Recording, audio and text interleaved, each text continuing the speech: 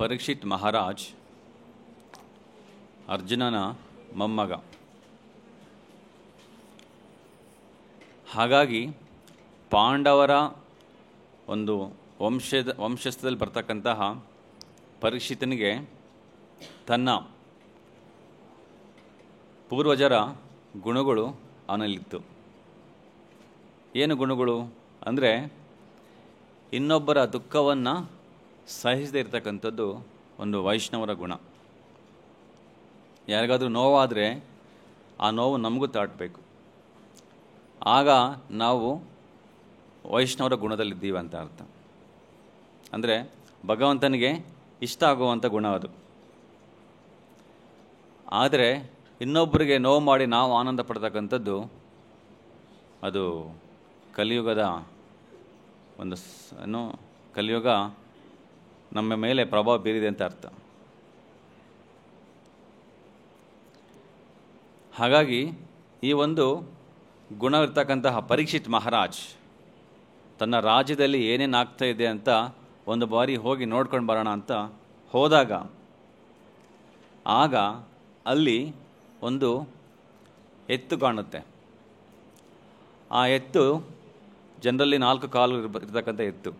ಆದರೆ ಇಲ್ಲಿರ್ತಕ್ಕಂಥ ಎತ್ತು ಅದಕ್ಕೆ ಒಂದೇ ಕಾಲಿರುತ್ತೆ, 3 ಕಾಲುಗಳು ಕಳ್ಕೊಂಡಿರ್ತಂತ ಅಂದರೆ ಯಾರೋ ಅದನ್ನು ಕಡ್ದಾಕಿರ್ತಾರೆ.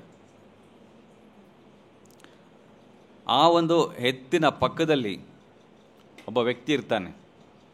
ನೋಡಲಿಕ್ಕೆ ತುಂಬ ಕಪ್ಪು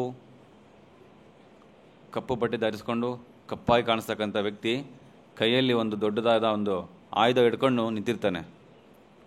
ಪರೀಕ್ಷಿತ್ ಮಹಾರಾಜ್ ಬಂದು ನೋಡಿದ ತಕ್ಷಣವೇ, ಏನಿದು, ನನ್ನ ರಾಜ್ಯದಲ್ಲಿ ಒಂದು ಪ್ರಾಣಿಯ ಹಿಂಸೆ ನಡೀತಾ ಇದೆ. ಆದರೆ ಪರೀಕ್ಷಿತನಿಗೆ ಗೊತ್ತಾಯಿತು ಯಾರು ಮಾಡ್ತಾ ಇರೋದು ಅದು ಹಿಂಸೆ ಅಂತ. ಯಾಕಂದರೆ ಆ ಒಂದು ಎತ್ತಿನ ಪಕ್ಕದಲ್ಲಿರ್ತಕ್ಕಂಥ ವ್ಯಕ್ತಿ ಕೈಯಲ್ಲಿ ಇಟ್ಕೊಂಡು ನಿಂತ್ಕೊಂಡಿದ್ದಾನೆ. ಅಂದರೆ ಅವನೇ ಆ ಒಂದು ಎತ್ತಿನ ಕಾಲುಗಳನ್ನ ಕತ್ತರಿಸತಕ್ಕಂಥದ್ದು. ಆದ್ರೂ ಪರೀಕ್ಷಿತ್ ನೋಡಿದ ತಕ್ಷಣ ಅವನ ಮೇಲೆ ಅಟ್ಯಾಕ್ ಮಾಡೋಕ್ಕೆ ಹೋಗಲ್ಲ. ಹಿಡಿದು ಆ ಎತ್ತಿಗೆ ಕೇಳ್ತಾರೆ, ಯಾರು ನಿನಗೆ ಈ ಥರ ಮಾಡಿದ್ದು? ಅದೇ ನಾವಾಗಿದ್ದರೆ ಆ ಪೊಸಿಷನಲ್ಲಿ, ಆ ಮೊಮೆಂಟಲ್ಲಿ ನಾವು ಇವನೇ ಮಾಡಿದಂತ ನಾವು ಡಿಸೈಡ್ ಮಾಡಿಬಿಟ್ಟು ಅವನ ಮೇಲೆ ಆಕ್ರಮಣ ಮಾಡ್ತಾಯಿದ್ವಿ. ಆದರೆ ಪರೀಕ್ಷಿತ್ ಆ ಥರ ಮಾಡಲಿಲ್ಲ. ಯಾರು ಇದನ್ನು ಮಾಡಿದ್ದು, ಈ ಒಂದು ದುಃಖ ನಿಂತು ಕೊಟ್ಟಿರ್ತಕ್ಕಂಥವ್ರು ಯಾರು ಅಂತ ಕೇಳ್ತಾರೆ. ನೋಡಿ, ಇದು ಪರೀಕ್ಷಿತ್ ಮಹಾರಾಜರ ಒಂದು ಸ್ವಭಾವ, ಗುಣ. ನೋಡಿದ ತಕ್ಷಣ ಜಡ್ಜ್ಮೆಂಟ್ ಅಲ್ಲ. ನೋಡಿದ ತಕ್ಷಣ ಓ ಈ ಥರ ಅವನು ಈ ಥರ ಮಾಡ್ದ, ಅವನು ಈ ಥರ ಕೇಳ್ತಾ ಇದ್ದ ಅಲ್ವಾ. ನಾವು ಸಡನ್ನಾಗಿ ಇನ್ನೊಬ್ಬರನ್ನ ಜಡ್ಜ್ ಮಾಡಿಬಿಡ್ತೀವಿ ನೋಡಿದ ತಕ್ಷಣ. ಆದರೆ ಪರೀಕ್ಷಿತ್ ಮಹಾರಾಜ್ ಇಲ್ಲಿ ಆ ಥರ ಮಾಡಲಿಲ್ಲ. ಅದೇ ಪರೀಕ್ಷಿತನಿಗೆ ಶಾಪ ಕೊಟ್ಟ ಬಾಲಕ ಯಾರು? ಶೃಂಗಿ. ಅವನು ನೋಡಿಲ್ಲ, ಏನಿಲ್ಲ, ಸುಮ್ಮನೆ ಕೇಳ್ದೆ ಅಷ್ಟೇ. ಈ ಥರ ನಿಮ್ಮ ತಂದೆ ಮೇಲೆ ಒಂದು ಪರೀಕ್ಷಿತ್ ಮಹಾರಾಜ್ ಒಂದು ಸತ್ತೋಗಿರ್ತಕ್ಕಂಥ ಹಾವನ್ನು ಹಾಕಿದೆ ಅಷ್ಟೇ. ಅದು ನಿಜವಾಗ್ಲೂ ಹಾವು ಬದುಕಿದೆಯಾ, ನನ್ನ ತಂದೆ ಕಚ್ಚಿದೆಯಾ, ಏನು ನೋಡ್ಕೊಳ್ಳಿಲ್ಲ, ಕೇಳಿಲ್ಲ. ಸುಮ್ಮನೆ ಆ ಒಂದು ಮಾತನ್ನು ಕೇಳಿದ ತಕ್ಷಣ ಕೋಪ ಬಂದ್ಬಿಟ್ಟು ಪರೀಕ್ಷಿತ್ ಮಹಾರಾಜಿಗೆ ಶಾಪ ಕೊಟ್ಬಿಡ್ತಾರೆ. ನೋಡಿ ಇದು ವ್ಯತ್ಯಾಸ ಹೇಗಿದೆ. ಪರೀಕ್ಷಿತ್ ಮಹಾರಾಜ್ ಒಬ್ಬ ಕೃಷ್ಣ ಕಾನ್ಷಿಯಸ್ ವ್ಯಕ್ತಿ. ಹಾಗಾಗಿ ಅವನಲ್ಲಿ ಎಲ್ಲ ಗುಣಗಳಿತ್ತು.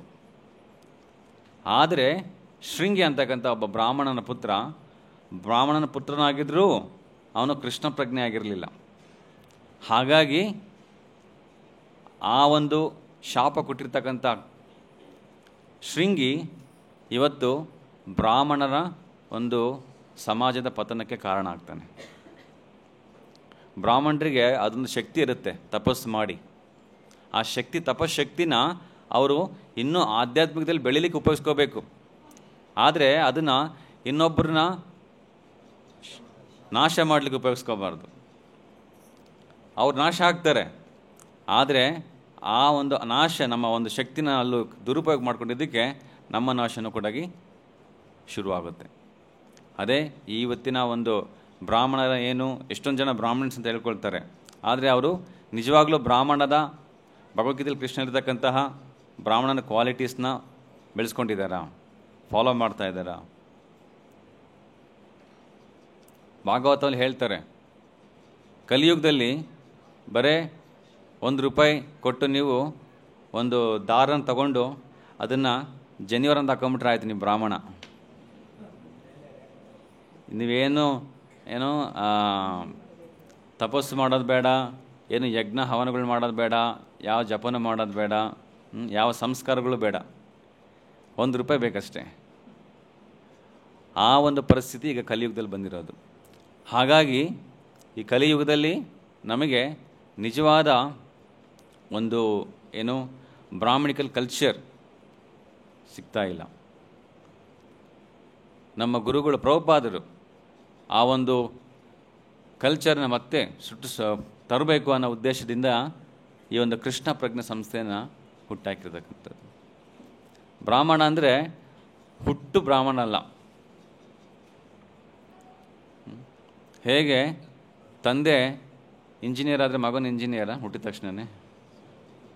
ತಂದೆ ಡಾಕ್ಟ್ರು ಅಂತೇಳಿ ಮಗನು ಡಾಕ್ಟ್ರ? ಇಲ್ಲ. ಡಾಕ್ಟ್ರ್ ಆಗಬೇಕಂದ್ರೆ ಕಾಲೇಜಿಗೆ ಹೋಗ್ಬೇಕು, ಓದಬೇಕು, ಸರ್ಟಿಫಿಕೇಟ್ ತೊಗೋಬೇಕು, ಆವಾಗ ಡಾಕ್ಟ್ರ್ ತಂದೆ ಆಗಿರ್ಬೋದು, ಆದರೆ ನೀನು ಡಾಕ್ಟ್ರ್ ಅಲ್ಲ. ನೀನು ಸರ್ಟಿಫಿಕೇಟ್ ತೊಗೊಂಡ್ಮೇಲೆ ನಿನಗೆ ಡಾಕ್ಟರ್ಶಿಪ್ ಇರುತ್ತೆ. ಹಾಗೆಯೇ ಬ್ರಾಹ್ಮಣ ಕುಟುಂಬ, ನಿಮ್ಮ ತಂದೆ ಬ್ರಾಹ್ಮಣ ಆಗಿರ್ಬೋದು, ಆದರೆ ನೀನು ಹುಟ್ಟಿದ ತಕ್ಷಣ ಬ್ರಾಹ್ಮಣ ಅಲ್ಲ. ನಿನ್ನ ಕೊಟ್ಟಾಗ ಸಂಸ್ಕಾರಗಳನ್ನ ಬೆಳೆಸ್ಕೋಬೇಕು, ಆ ಬ್ರಾಹ್ಮಣರ ಒಂದು ಪದ್ಧತಿಗಳನ್ನ ರೂಢಿಸ್ಕೋಬೇಕು, ಆವಾಗ ಬ್ರಾಹ್ಮಣ ಆಗಲಿಕ್ಕೆ ಸಾಧ್ಯ. ಇಲ್ಲಾಂದರೆ ಹುಟ್ಟು ಎಲ್ಲರೂ ಶೂದ್ರರು ಅಂತ ಹೇಳ್ತಾರೆ. ಜನ್ಮನಾ ಜಾಯತೆ ಕ್ಷೂದ್ರ. ಯಾರು ಹುಟ್ಟುತ್ತಾರಲ್ವ, ಹುಟ್ಟಿದ ತಕ್ಷಣ ನಾವೆಲ್ಲರೂ ಕ್ಷೂದ್ರರಂತೆ. ಆವಾಗ ಸಂಸ್ಕಾರ ಭವೇದ್ವಿಜಾಹ. ಸಂಸ್ಕಾರವನ್ನು ಬೆಳೆಸ್ಕೋಬೇಕು ನಿಧಾನಕ್ಕೆ.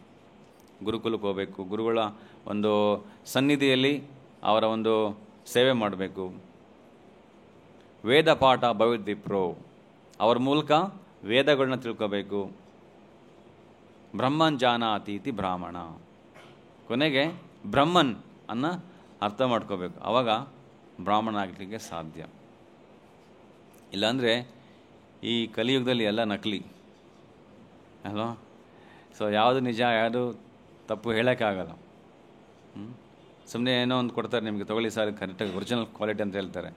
ಆಮೇಲೆ ಗೊತ್ತಾಗುತ್ತೆ ಇದೆಲ್ಲ ಒರಿಜಿನಲ್ ಅಲ್ಲೇ ಅಲ್ಲ ಅಂತ. ಯಾಕಂದರೆ ಕಲಿಯುಗದಲ್ಲಿ ಎಲ್ಲರೂ ಬೇಗ ರಾತ್ರಿ ಶ್ರೀಮಂತರಾಗಬೇಕು, ಹಾಗೊಂದು ಮಾಡ್ಕೋಬೇಕನ್ನೋ ಉದ್ದೇಶದಿಂದ ನಡೆಸ್ತಾ ಇದ್ದಾರೆ ಇಲ್ಲಿ. ಸೊ ಇಲ್ಲಿ ಪರೀಕ್ಷಿತ್ ಮಹಾರಾಜ್ ತನ್ನ ರಾಜ್ಯದಲ್ಲಿ ಯಾಕೆ ಈ ಥರ ದುಃಖ ಅನುಭವಿಸ್ಬೇಕು ಪ್ರಜೆಗಳು? ಪ್ರಜೆ ಅಂತಂದರೆ ಕೇವಲ ಮನುಷ್ಯರು ಮಾತ್ರ ಅಲ್ಲ, ಆ ಒಂದು ಸ್ಥಳದಲ್ಲಿ, ಆ ಒಂದು ಜಾಗದಲ್ಲಿ ಯಾರೇ ಹುಟ್ಟಿರಲಿ, ಯಾವುದೇ ಪ್ರಾಣಿ ಹುಟ್ಟಿರಲಿ, ಅದು ಕೂಡ ಪ್ರಜೆ ಅಂತ ಕರೀತಾರೆ. ಹಾಗಾಗಿ ರಾಜನ ಒಂದು ರೆಸ್ಪಾನ್ಸಿಬಿಲಿಟಿ ಎಲ್ರಿಗೂ ಸಮನಾಗಿ ರಕ್ಷಣೆ ಕೊಡ್ತಕ್ಕಂಥದ್ದು. ಕೇವಲ ಜನರಿಗೆ ಮಾತ್ರ ರಕ್ಷಣೆ ಕೊಡ್ತೀನಿ, ಹಸುಗಳು ಮೇಕೆ ಎಲ್ಲದನ್ನು ನಾನು ಸ್ಲಾಟರ್ ಹೌಸಿಗೆ ಕಳಿಸ್ತೀನಿ ಅಲ್ಲ. ಆ ಥರದ ಒಂದು ರಾಜ್ಯಾಡಳಿತ ಯಾವತ್ತೂ ನಮಗೆ ಒಳಿತನ್ನು ತರೋದಿಲ್ಲ. ಒಬ್ಬ ರಾಜ ಅಂದರೆ ಎಲ್ರಿಗೂ ಸಮನಾಗಿ ರಕ್ಷಣೆ ಕೊಡಬೇಕು. ಇಲ್ಲಿ ಆಗ್ತಿರ್ತಕ್ಕಂಥದ್ದೇನು, ಒಂದು ಎತ್ತು. ಇವನ ಕಾಲದಲ್ಲಿ ಎತ್ತಿಗೆ ಯಾರು ಅಷ್ಟೊಂದು ರಕ್ಷಣೆ ಕೊಡ್ತಾರೆ ಅಲ್ವಾ? ಆದರೆ ಇಲ್ಲಿ ಒಬ್ಬ ರಾಜ ಸ್ವತಃ ಹೋಗಿ ಅದಕ್ಕೆ ಹೇಗಾದರೂ ಮಾಡಿ ರಕ್ಷಣೆ ಕೊಡಬೇಕು ಅಂತಕ್ಕಂಥ ಉದ್ದೇಶ ಹೊಟ್ಕೊಂಡಿರ್ತಕ್ಕಂಥ ಪರೀಕ್ಷಿತ್ ಮಹಾರಾಜ್ ಇಲ್ಲಿ ಆ ಒಂದು ಹಸುನ ಕೇಳ್ತಾರೆ, ಯಾಕೆ ಈ ಥರ ಅಂತ. ಏನಿದು 3 ಕಾಲುಗಳು ಕತ್ತರಿಸಿರ್ತಕ್ಕಂಥದ್ದು? ಯಾವುದಿದು 3 ಕಾಲುಗಳು? ಭಾಗವತಮಲ್ಲಿ ಹೇಳ್ತಾರೆ, ಈ ಒಂದು ಹಸು ಅಂತಕ್ಕಂಥದ್ದು, ಎತ್ತು ಅಂತಕ್ಕಂಥದ್ದು ಒಂದು ಧರ್ಮ ಒಂದು ಎತ್ತಿನ ರೂಪ ಪಡ್ಕೊಂಡು ಬಂದಿರತಕ್ಕಂಥದ್ದು. ಈ ಧರ್ಮ 4 ಕಾಲುಗಳ ಮೇಲೆ ನಿಂತ್ಕೊಂಡಿದೆ.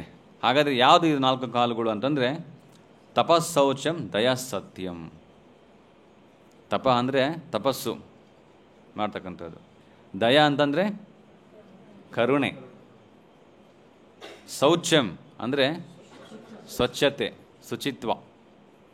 ಆಮೇಲೆ ಸತ್ಯಂ ಅಂತಂದರೆ ಸತ್ಯ ಹೇಳ್ತಕ್ಕಂಥದ್ದು. ಇದು ಈ 4 ಗುಣಗಳು ಸತ್ಯಯುಗದಲ್ಲಿ 100% ಇತ್ತು. ಎಲ್ಲರೂ ಸತ್ಯವಂತರು, ಎಲ್ರಿಗೂ ಕರುಣೆ ಇತ್ತು, ಎಲ್ರಿಗೂ ದಯ ಇತ್ತು, ಎಲ್ಲರೂ ಶುದ್ಧವಾಗಿದ್ದರು.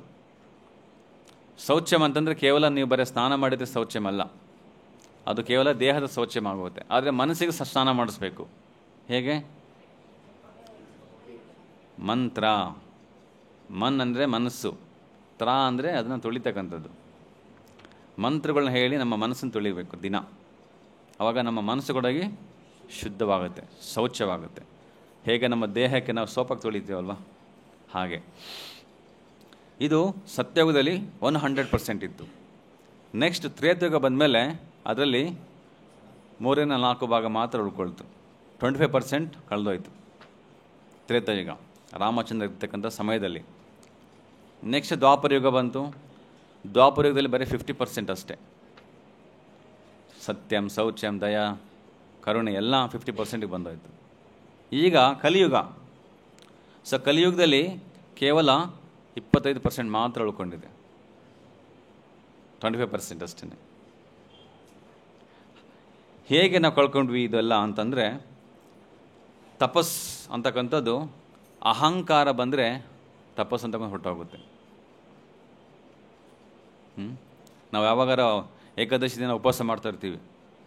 ಸುಮ್ಮನೆ ನೀವು ಸೈಲೆಂಟಾಗಿ ಉಪವಾಸ ಮಾಡಲ್ಲ, ಹೋಗ್ಬಿಟ್ಟು 10 ಜನ ಕೇಳೋದು ನಾನು ಉಪವಾಸ ಮಾಡ್ತಿದ್ದೀನಿ.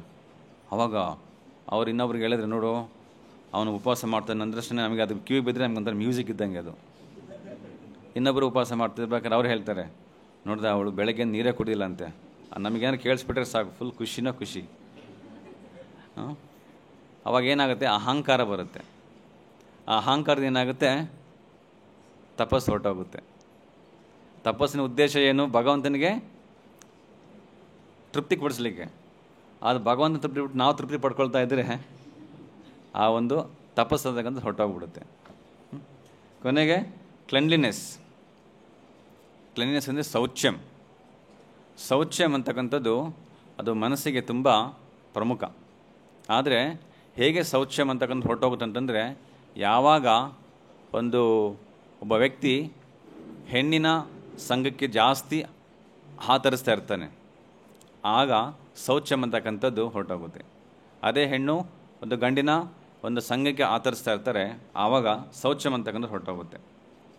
ಮರ್ಸಿ ಅಂದರೆ ದಯಾ, ಕರುಣೆ ಯಾವಾಗ ಹೊರಟೋಗುತ್ತೆ ಅಂತಂದರೆ, ಯಾವಾಗ ನಾವು ಇಂಟಾಕ್ಸಿಕೇಷನ್ ನಶೆ ಮಾಡ್ತೀವೋ ಆವಾಗ ನಮ್ಮಲ್ಲಿರ್ತಕ್ಕಂಥದ್ದು ಕರುಣೆ ಅಂತ ಹೊರಟೋಗುತ್ತೆ. ನಶೆ ಮಾಡಬಾರ್ದು. ಡ್ರಗ್ಸ್, ಸ್ಮೋಕಿಂಗ್, ಡ್ರಿಂಕಿಂಗ್ ಅದೆಲ್ಲ ಒಂದು ನಶೆನೇ.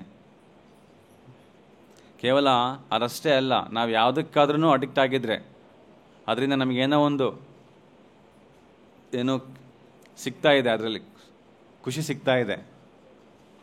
ಆಧ್ಯಾತ್ಮಿಕವಾಗಲ್ಲ, ಭೌತಿಕವಾಗಿ. ಅದು ಕೂಡ ನಶೆ ಅಂತ ಕರೀತಾರೆ. ಅದು ಕೂಡ ಇಂಟಾಕ್ಸಿಕೇಷನ್.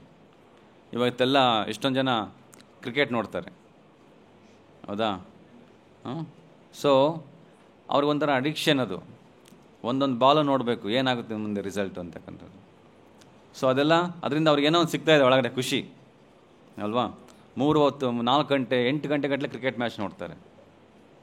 ಮೊನ್ನೆ ಒಬ್ಬರು ಕೇಳ್ತಾ ಇದ್ರು, ಪ್ರಭುಜಿ ನಾನು ಚಾಂಟಿಂಗ್ ಮಾಡ್ಬೇಕಾದ್ರೆ ನಿದ್ದೆ ಬರುತ್ತೆ ಪ್ರಭು, ಹೆಂಗೆ ನಾವು ನಿದ್ದೆನ ಓಡಿಸೋದು ಅಂತ. ನಾನು ಹೇಳಿದೆ, ನೋಡಪ್ಪ ನಿನ್ನ ಫೇವ್ರೇಟ್ ಹೀರೋ ಯಾರು? ರಜನಿಕಾಂತ್ ಪಿಕ್ಚರ್ ನೋಡ್ಬೇಕು ನಿದ್ದೆ ಬರುತ್ತೆ ನಿನಗೆ? ಇಲ್ಲ ಪ್ರಭು, ಬರೋದಿಲ್ಲ. 3 ಗಂಟೆ ಗಟ್ಟಲೆ ಪಿಕ್ಚರ್ ನೋಡ್ಬೇಕಾದ್ರೆ ನಿದ್ದೆ ಬರಲ್ಲ. ಅದೇ ಒಂದು 3 ರೌಂಡ್ ಜಪ ಮಾಡಿಸೋದೇ ಎಲ್ಲೋ ಹೋಗ್ಬಿಟ್ಟಿರ್ತೀವಿ ನಾವು. ಯಾಕೆ ಅಂದರೆ ನಮ್ಮಲ್ಲಿ ಆ ಒಂದು ರುಚಿ ಬೆಳೆಸ್ಕೊಂಡಿಲ್ಲ ನಾವು. ನಮ್ಮ ರುಚಿ ಯಾವುದ್ರಲ್ಲ ಬೇರೆದಲ್ಲಿದೆ. ಅದೇ ನಮ್ಮ ಗೋಸ್ವಾಮಿಗಳಿಗೆ ಕೇಳಿ, ಅವರಿಗೆ ಜಪ ಅಂದರೆ ಯಾವಾಗಲೂ ಸದಾ ಭಗವಂತ ನಾಮಸ್ಮರಣೆ ಮಾಡಬೇಕು. ಶುದ್ಧ ಭಕ್ತರು ಯಾವಾಗಲೂ ಕೃಷ್ಣ ನಾಮಸ್ಮರಣೆ ಮಾಡ್ತಾ ಅದರಲ್ಲಿ ರುಚಿನ ತಗೊಳ್ತಾರೆ ಹೊರತು ಬೇರೆದಲ್ಲಿ ರುಚಿ ಸಿಗಲ್ಲ ಅವರಿಗೆ. ಆದರೆ ನಮಗೆ ಕಂಡೀಷನ್ ಸೋಲ್ಸಿಗೆ ನಮಗೆ ರುಚಿ ಬೇರೆ ಬೇರೆದಲ್ಲಿದೆ ಹೊರತು ಹರಿನಾಮದಲ್ಲಿ ರುಚಿ ಸಿಗ್ತಾ ಇಲ್ಲ. ಯಾಕೆಂದರೆ ಇದು ನಮಗೆ ಸದ್ಯಕ್ಕಿರ್ತಕ್ಕಂಥದ್ದು ಭವರೋಗ. ಒಂದು ರೋಗ ಇದೆ ನಮಗೆ, ಜಾಂಡೀಸ್ ರೋಗಸ್ಥರಿಗೆ ನೀವು ಶುಗರ್ ಕೊಡಿ, ಅದು ಅವರಿಗೆ ಕಹಿಯಾಗಿ ಅನಿಸುತ್ತೆ. ತಿಂದಿದ್ರೆ ಯಾರಾದರೂ? ಯಾರಿಗೂ ಜಾಂಡೀಸ್ ಬಂದಿಲ್ವಾ? ಚಿಕ್ಕ ಮಕ್ಕಳಿದ್ದಾಗ ನಮಗೆಲ್ಲ ಜಾಂಡೀಸ್ ಬಂದಿರುತ್ತೆ. ಸೊ ಬಟ್ ಅದನ್ನು ತಿಂತ ಏನಾಗುತ್ತೆ, ಆ ಜಾಂಡೀಸ್ ಹೊರಟೋಗುತ್ತೆ. ಶುಗರ್ ಕ್ಯಾಂಡಿ ತಿಂತಾಯಿದ್ರೆ ಅದಕ್ಕೆ ಅದೇ ಮದ್ದು. ಅದು ಹೋದ್ಮೇಲೆ ನಮಗೆ ಅರ್ಥ ಆಗುತ್ತೆ, ಓಹ್ ಈ ಶುಗರ್ ಕ್ಯಾಂಡಿ ತುಂಬ ಸ್ವೀಟ್ ಆಗಿದೆ, ಇಷ್ಟು ದಿನ ಕಹಿ ಆಗಿತ್ತು ಅಂತ ಅನಿಸುತ್ತೆ. ಯಾಕೆಂದರೆ ಅಲ್ಲಿ ತನಕ ನಮಗೆ ಜಾಂಡೀಸ್ ಅಂತಕ್ಕಂಥ ರೋಗ ಇತ್ತು. ಹಾಗೆಯೇ ಈಗ ನಮಗೆ ಹರಿನಾಮ, ಭಗವಂತ ನಾಮಸ್ಮರಣೆ ಮಾಡ್ತಾ ಇದ್ದೀವಿ, ರುಚಿ ಸಿಗ್ತಾ ಇಲ್ಲ. ಹೌದಾ? ಯಾಕೆಂದರೆ ನಮಗೆ ಯಾವುದೋ ಅದರಲ್ಲಿ ನಮ್ಮ ಆಸಕ್ತಿ ಬೇರೆ ಕಡೆ ಇದೆ, ರುಚಿ ಬೇರೆ ಕಡೆ ಇದೆ. ಕ್ರಿಕೆಟು, ಗಾಸಿಪ್ಪು, ಫಿಲಮ್ಸು, ಶಾಪಿಂಗು, ಎಲ್ಲದರಲ್ಲಿ ರುಚಿ ಇದೆ, ಹರಿನಾಮದಲ್ಲಿ ರುಚಿ ಬರ್ತಾ ಇಲ್ಲ.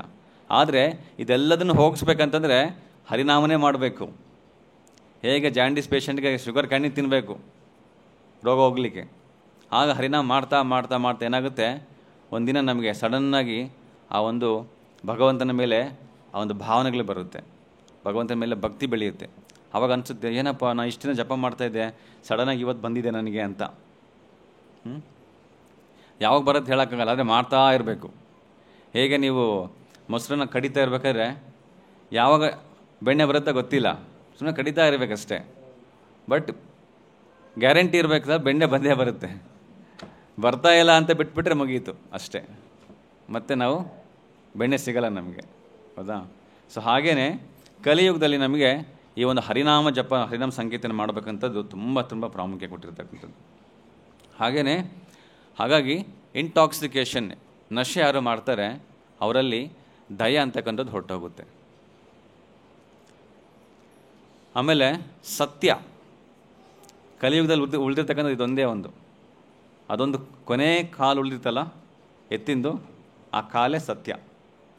ಅದೊಂದು ಉಳಿದಿದೆ ಅಷ್ಟೇ, ಅದು ಕೂಡ ಹಿಂಗೆ ಅಲ್ಲಾಡ್ತಾ ಇದೆ. ಸೊ ನಾವು ಸುಳ್ಳು ಹೇಳ್ತಕ್ಕಂಥ ಒಂದು ವೃತ್ತಿನ ಬೆಳೆಸ್ಕೊಂಡ್ರೆ ಸತ್ಯ ಅಂತಕ್ಕಂಥದ್ದು ಹೊರಟೋಗುತ್ತೆ. ಆದರೆ ಬ್ರಾಹ್ಮಣನ ಮೊದಲನೇ ಗುಣ ಏನಂತಂದರೆ ಸತ್ಯಂ, ಶೌಚಂ, ದಯಾ. ಇವೆಲ್ಲ ಬ್ರಾಹ್ಮಣರ ಕ್ವಾಲಿಟೀಸ್. ಯಾರು ಇದನ್ನು ಬೆಳೆಸ್ಕೊಳ್ತಾರೋ ಅವನೇ ಬ್ರಾಹ್ಮಣ. ನೀವು ಬ್ರಾಹ್ಮಣ ಕುಟುಂಬ ಹುಟ್ಟಬೇಕಂತ ಅವಶ್ಯಕತೆಯೇ ಇಲ್ಲ. ಯಾರು ಈ ಗುಣಗಳನ್ನು ಬೆಳೆಸ್ಕೊಳ್ತಾರೆ, ಯಾರು ಈ ಗುಣಗಳ ಪ್ರಕಾರ ಅವರ ಜೀವನವನ್ನು ನಡೀತಾರೆ, ಅವರೇ ಬ್ರಾಹ್ಮಣ. ಸೊ ತುಂಬ ಚೆನ್ನಾಗಿ ಪ್ರಭುಪಾದರು ಬರೀತಾರೆ ಇದನ್ನು. ಹಾಗಾಗಿ ಈ ಧರ್ಮ ಅಂತಕ್ಕಂಥದ್ದು ನಮ್ಮ ಜೀವನದಲ್ಲಿ ಬೆಳಿಬೇಕಂತಂದರೆ ನಾವು ಈ ಒಂದು 4 ಧರ್ಮದ ಕಾಲುಗಳನ್ನ ನಾವು ಯಾವಾಗಲೂ ಕಾಪಾಡ್ಕೋಬೇಕು.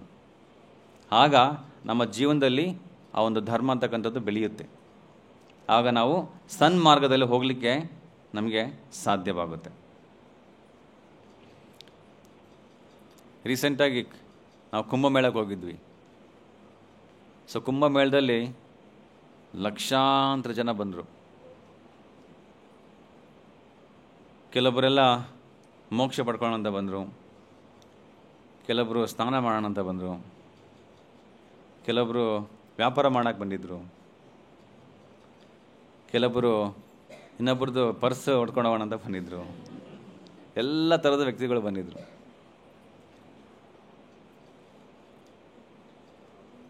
ಆದರೆ ಆ ಒಂದು ಪ್ರಯಾಗ್ ಅಂತಕ್ಕಂಥ ಸ್ಥಳ ಎಷ್ಟು ಪವಿತ್ರ ಅಂತಂದರೆ ಅಲ್ಲಿ ನೀನು ಯಾವುದೇ ಉದ್ದೇಶಕ್ಕೆ ಬಂದರೂ ಸಹ ನಿನಗೆ ಆ ಒಂದು ಸ್ಥಳಕ್ಕೆ ಬಂದಿರತಕ್ಕಂತಹ ಒಂದು ಫಲ ಸಿಕ್ಕೇ ಸಿಗುತ್ತೆ. ಹೇಗೆ ಅಂದರೆ ಒಂದು ಬೆಂಕಿ ಥರ. ಬೆಂಕಿಯಲ್ಲಿ ಒಬ್ಬ ಶ್ರೀಮಂತ ಕೈ ಇಟ್ಟು ಸುಟ್ಟೋಗುತ್ತೆ, ಬಡವ ಇಟ್ಟು ಸುಟ್ಟೋಗುತ್ತೆ, ಜ್ಞಾನಿ ಇಟ್ಟು ಸುಟ್ಟೋಗುತ್ತೆ, ಅಜ್ಞಾನಿ ಇಟ್ಟು ಸುಟ್ಟೋಗುತ್ತೆ. ಹೌದಾ? ಒಬ್ಬ ಕಳ್ಳ ಇಟ್ಟರು ಸುಟ್ಟೋಗುತ್ತೆ. ಹೌದಾ? ಹೇಗೆ ಬೆಂಕಿ ಸುಟ್ಟುತ್ತೋ ಹಾಗೆಯೇ ಆ ಒಂದು ಸ್ಥಳ ಅವರು ಮಾಡಿರ್ತಕ್ಕಂಥ ಪಾಪದ ಕರ್ಮಗಳು ಸುಟ್ಟಾಗುತ್ತೆ. ಹೌದಾ? ಸೊ ಅಲ್ಲಿ ನಾನು ಸುಮ್ಮನೆ ಹಂಗೆ ಸ್ನಾನ ಮಾಡೋದು ಹೋಗಿದ್ದೆ. ಸ್ನಾನ ಮಾಡಬೇಕಾದ್ರೆ ನನ್ನ ಸುತ್ತಲೂ ಒಂದು 4-5 ಜನ ಹುಡುಗರು ಬಂದರು. ನಾನು ಅಂದ್ಕೊಂಡೆ ಈ ಹುಡುಗರು ಏನಪ್ಪ ಈ ವರ್ಷಕ್ಕೆ ಬಂದು ಭಗವಂತನ ಇಲ್ಲಿ ಒಂದು ಪವಿತ್ರ ಸ್ನಾನ ಮಾಡೋಕೆ ಬಂದಿದ್ರು ಅಂದ್ಕೊಂಡೆ ನಾನು. ಆಮೇಲೆ ನಾನು ನೋಡ್ತಾ ಇದ್ದೀನಿ ಅವ್ರ ಹುಡುಗರು ನೀರಲ್ಲಿ ಬಂದ್ಬಿಟ್ಟು ಕೆಳಗೆ ಹುಡುಕ್ತಾ ಇದ್ದಾರೆ ಹಿಂಗೆ ನೀರಲ್ಲಿ. ನಾನು ಏನು ಹುಡುಕ್ತಾರೆ ನೋಡಿದ್ರೆ ಕೈಯಲ್ಲಿ ಎಲ್ಲ ಕಾಯಿನ್ಸ್, ₹1 ₹2 ಹುಡುಕ್ತಾ ಇದ್ದಾರೆ. ಏನಪ್ಪ ಅವರು ಇಷ್ಟು ದೂರ ಬಂದು ಎಲ್ಲಿಂದ ಬಂದು ಈ ದೊಡ್ಡ ಕಾಯಿನ್ ಹುಡ್ಕೊಳಕ್ಕೆ ಬಂದಿದ್ದಾರಲ್ಲ ಅಂದ್ಕೊಂಡೆ ನಾನು. ಆಮೇಲೆ ಆಯಿತು ನಾನು ಹುಡ್ಕೋಣ ಅಂತ ನಾನೊಂದು ಹಿಂಗೆ ಹುಡುಕ್ತೆ. ನನಗೆ ಸಡನ್ನಾಗಿ ₹10 ಒಂದು ಕಾಯಿನ್ ಸಿಕ್ಬಿಡ್ತು. ಆ ಹುಡುಗರೆಲ್ಲ ಬೆಳಗ್ಗೆಯಿಂದ ಹುಡುಕ್ತದೆ, ₹1 ಸಿಗ್ತದೆ, ಈ ಸ್ವಾಮೀಜಿಗೆ ₹10 ಸಿಕ್ಬಿಡ್ತಲ್ಲ ಅಂಥೇಳಿ ಎಲ್ಲರೂ ಸ್ವಾಮೀಜಿ ನನಗೆ ಅಂತಂದ್ರು. ನಾನು ಕ್ಯಾಚ್ ಅಂತೇಳಿ ಬಿಸಾಕ್ತೇನೆ ನೀರಲ್ಲಿ. ಯಾವ ಉದ್ದೇಶದಿಂದ ಬರ್ತೀವೋ ಎಲ್ಲಿ ಯಾವ ಉದ್ದೇಶದಿಂದ ಹೋಗ್ತೀವಿ ಅನ್ನೋದು ಇಂಪಾರ್ಟೆಂಟು. ನಿಮಗೆ ಏನು ಬೇಕೋ ಅದು ಸಿಕ್ಕೇ ಸಿಗುತ್ತೆ, ಯಾಕಂದರೆ ಅದು ಫಲ ಸಿಗ್ತಕ್ಕಂಥ ಭೂಮಿ ಅದಾ. ಬಟ್ ನೀವು ₹1 ಬೇಕಂದರೆ ₹1 ಸಿಕ್ಕೇ ಸಿಗುತ್ತೆ. ಆದರೆ ನಮ್ಮ ಉದ್ದೇಶ ₹1 ಅಲ್ಲ. ಅಲ್ಲಿ ಹೋಗಿದ್ದಂಗೆ ಉದ್ದೇಶ ಏನು? ನಮ್ಮ ಜೀವನವನ್ನು ಸಾರ್ಥಕಪಡಿಸ್ಕೋಬೇಕಂಥದ್ದು. ಹೀಗೆ ಪ್ರಭುಪಾದರು ಒಂದು ಎಕ್ಸಾಂಪಲ್ ಕೊಡ್ತಾರೆ. ಒಬ್ಬ ಹೆಂಗಸು ತುಂಬ ವಯಸ್ಸಾಗಿರುತ್ತೆ, ತಲೆ ಮೇಲೆ ಕಟ್ಟಿಗೆ ಎತ್ಕೊಂಡು ಹೋಗ್ತಾ ಇರ್ತಾರೆ, ಸೌದೆ.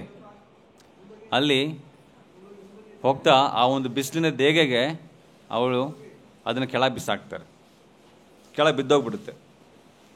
ಅವಾಗ ಪ್ರಾರ್ಥನೆ ಮಾಡ್ತಾರೆ, ಭಗವಂತ ಯಾಕೆ ನನಗೆ ಇಷ್ಟೊಂದು ಕಷ್ಟ ಕೊಟ್ಟೆ, ನನಗೆ ಯಾರಿಲ್ಲ ಅಲ್ಲಿ ಎತ್ತಲಿಕ್ಕೆ, ಏನಾದರೂ ಸಹಾಯ ಮಾಡು ಅಂತ ಕೇಳಿದಾಗ ಭಗವಂತ ಬರ್ತಾರೆ.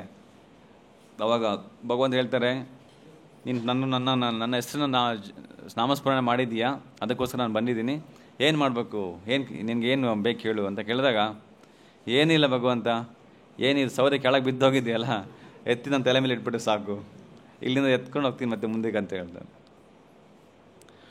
ಭಗವಂತ ವೈಕುಂಠದಿಂದ ಬಂದು ಮುಂದೆ ನಿಂತ್ಕೊಂಡು, ಭಗವಂತ ನನಗೆ ಏನು ಸೌದೆ ಬೇಡ, ಏನು ಬೇಡ, ಜೀವನ ಸಂಕಟನೇ ಬೇಡ, ನನಗೆ ನಿನ್ನ ಧಾಮಕ್ಕೆ ಕರ್ಕೊಂಡು ಹೋಗು, ನೀರ್ತಕ್ಕಂಥ ಸ್ಥಳಕ್ಕೆ ಸೇರಿಸ್ಕೊಂಡ್ಬಿಟ್ಟು ವೈಕುಂಠ ನನಗೆ ಮೋಕ್ಷ ಕೊಟ್ಬಿಡು ಅಂತ ಕೇಳೋದ್ಬಿಟ್ಟು ಈ ಸೌದೆನ ಎತ್ತಿ ಮತ್ತೆ ತಲೆ ಮೇಲೆ ಇಡ ಅಂತಂದರೆ, ಸೊ ಭಗವಂತ ಬಂದರೂ ಕೂಡ ನೀವು ಆ ಒಂದು ಏನು ಕೇಳಬೇಕಂತ ಒಂದು ಜ್ಞಾನ ಇರಬೇಕು. ಹಾಗೆಯೇ ಅಂಥ ಒಂದು ಪವಿತ್ರ ಸ್ಥಳಕ್ಕೆ ಹೋಗ್ಬಿಟ್ಟು ₹1 ಹೊಡ್ಕೊಂಡು ಕುಂತ್ಕೊಂಡ್ರೆ ಏನು ಯೂಸ್ ಬಂತು ಅಲ್ವಾ?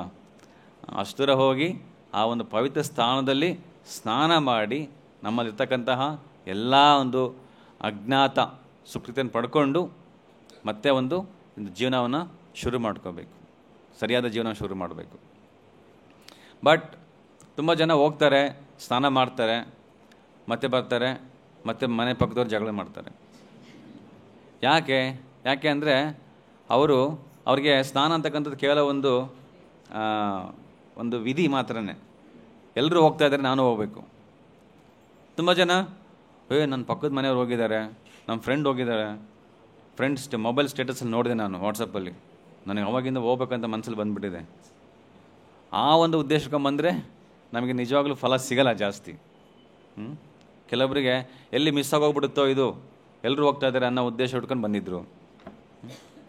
ಆದರೆ ನಿಜವಾಗ್ಲೂ ನಮಗೆ ಈ ಒಂದು ಏನು ಭಗವಂತನ ಪಡ್ಕೋಬೇಕು, ಭಗವಂತ ಹೊಲಿಸ್ಕೋಬೇಕಂತಂದರೆ ನಾವು ಅದನ್ನು ಭಕ್ತಿಪೂರ್ವಕವಾಗಿ ಮನಪೂರ್ವಕವಾಗಿ ಮಾಡಬೇಕು.